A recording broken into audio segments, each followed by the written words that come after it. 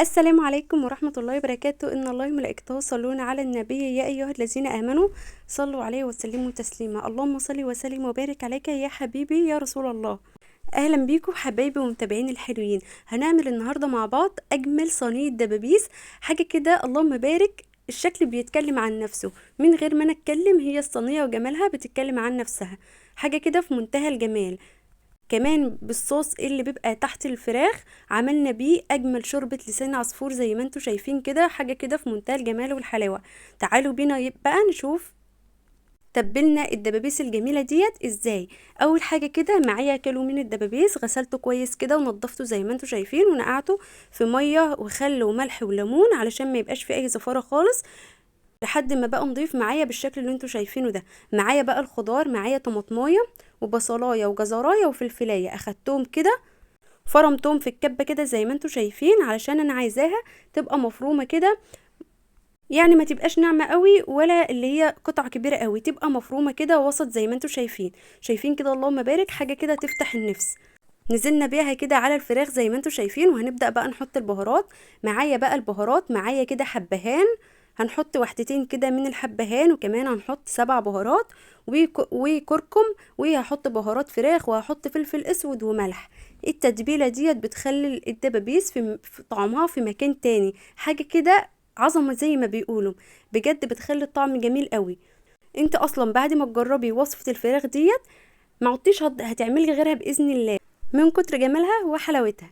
زي ما انتوا شايفين كده حطينا بقى البهارات كده على التتبيلة، وهنبدأ بقى نمسك الفراخ ديت بإيدينا كده. الوصفة دي مش هينفع فيها غير الإيد، علشان احنا عايزين الدبابيس كده تتشرب كده من التتبيلة، وتبقى كلها كده مليانة تتبيلة، فلازم نستعمل ايدين. حطينا بقى كده آخر حاجة الملح زي ما انتوا شايفين، وكمان هحط عصرة ليمونة كده، هحط ليمونة بتخلي الطعم جميل قوي. كمان هحط ورقتين من الورق اللوري، وهمسك بقى التتبيله ديت، نخلي الفراخ كده زي ما بيقولوا تتغرق كده بالتتبيله. وعلى فكره ممكن برضو تعملي فتحات كده بالسكينه علشان التتبيله تخش جوه الفراخ، بس عامه يعني هي ما بتحتاجش، هي التتبيله بتوصل وبتبقى طعمها جميل قوي. كمان كده حطيت معلقتين زيت، علشان كده عايزين الدبابيس كده تكون بتلمع، وكمان التتبيله كده تكون بتلمع وتدي طعم حلو كمان للدبابيس. فحطينا كده معلقتين من الزيت، وبدأنا بقى ان احنا كده نمسك الدبابيس كده، نحط تحت الجلد كده التتبيله، ونغطي كده الدبوس زي ما انتوا شايفين. وطبعا الله بقى لو سبتي دبابيس في التلاجة كده على بيات، يا جماله يا جماله، هتبقى طعمها وهم. بس طبعا لو مستعجله زي كده، انا اول مره كنت اتبل الفراخ في نفس اليوم، انا على طول بحب اطلعها من الفريزر واتبلها على بيات، بيبقى طعمها جميل، والدبابيس كده بتتشرب من التتبيله والريحه بتبقى تحفه. بس بصراحه كنت في اليوم ده نسيت اطلعها على بيات، فطلعتها الصبح كده وتبلتها قبلها بحوالي ساعه كده، وسبتها تتبل في التتبيله زي ما انتوا شايفين كده. كان برضو طعمها خرافة، بس بجد لما بتبات في التتبيلة طعمها بيبقى في مكان تاني. جبت كده الصينية زي ما انتوا شايفين، وبدأت ان انا بقى ارص فيها الدبابيس كده جنب بعضها. وعلى فكرة التتبيلة ديت بتنفع في الفرخة الكاملة، وبتنفع في الصدور، بتنفع في اي انواع فراخ. حتى لو هتعملي البانيه، تقدري ان انت برضو تعملي شرايح بانيه كده، وتحشيها بالحشوة دي طبقات طبقات كده فوق بعضها، يعني طبقة بانيه وطبقة تتبيله من ديت، وتسويها كده في الصينيه زي البفتيك، هيبقى طعمها خطير. يعني تنفع في اي نوع فراخ، مش شرط دبابيس بس. خدنا كده بقى الدبابيس زي ما انتوا شايفين، اللهم بارك، هي كان حجمها متوسط ما كانتش كبيره قوي، فرصيتها كده في الصينيه الصغيره دي زي ما انتوا شايفين. وهننزل بقى ببقيه التتبيله دي كلها على الفراخ، على الوش كده بتاع الفراخ، وهنسيبها كده تتبل لمده ساعه نص ساعه حسب الوقت اللي معاكي. كل ما اتبلت اكتر كل ما ادتلك طعم اجمل. شايفين اللهم بارك، حاجه كده تفتح النفس. عايزه في الوقت دي بقى تاخديها تدخليها الفرن تتسوى جوه الفرن براحتك خالص، هي عامه الدبابيس صغيره ومش هتاخد وقت، لكن انا هرفعها الاول على النار تتسوى، وبعد كده هدخلها الفرن. بحب انا بقى ايه، بعد ما ارصها في الصينيه كده اديلها من على الوش رشه كده من بهارات الفراخ في الاخر كده. التاتش الاخراني برضو بيدي ريحه حلوه كده في الاخر زي ما انتم شايفين كده. اللهم بارك، هناخدها بقى كده ونحطها على النار بنص كوبايه ميه، لازم نحط معاها ميه علشان ايه؟ ما تتحرقش مننا كده او تنشف مننا وتتلدوع مننا في الصينيه. احنا عايزين الحاجه طريه وجوسي كده ويبقى فيها كمان صوص، علشان هنشوف هنعمل بالصوص ده ايه. كده الفراخ اللهم بارك بقت جاهزه معانا كده واستوت، حاجه كده في منتهى الجمال والحلاوه. كنت عامله تسبيكه كده للوبيا، لان كنت كمان عامله لوبيا جنبها.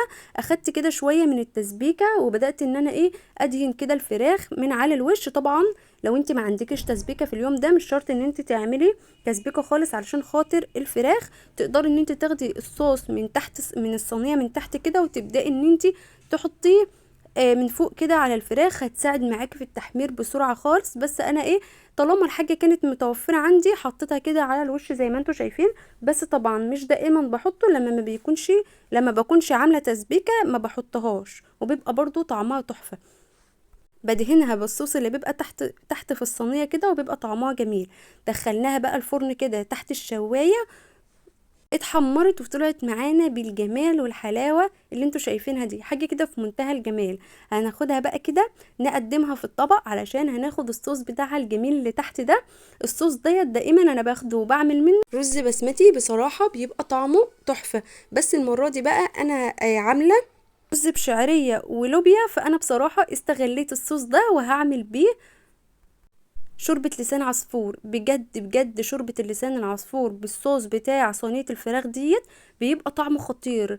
يعني غير الشوربة العادية اللي انت بتسلقي فيها الفراخ كده ما بيبقاش لها طعم زي الصوص ده. الصوص ده بيبقى تحفة. الصوص ده ما برموش ابدا، باخده كده حتى لو ما استعملتوش في نفس اليوم بكيسه كده واحطه في الفريزر. بطلعه اعمل منه ملوخية، بعمل منه مثلا شوربة الكفتة، الكفتة الرز بعمل منه والقاس.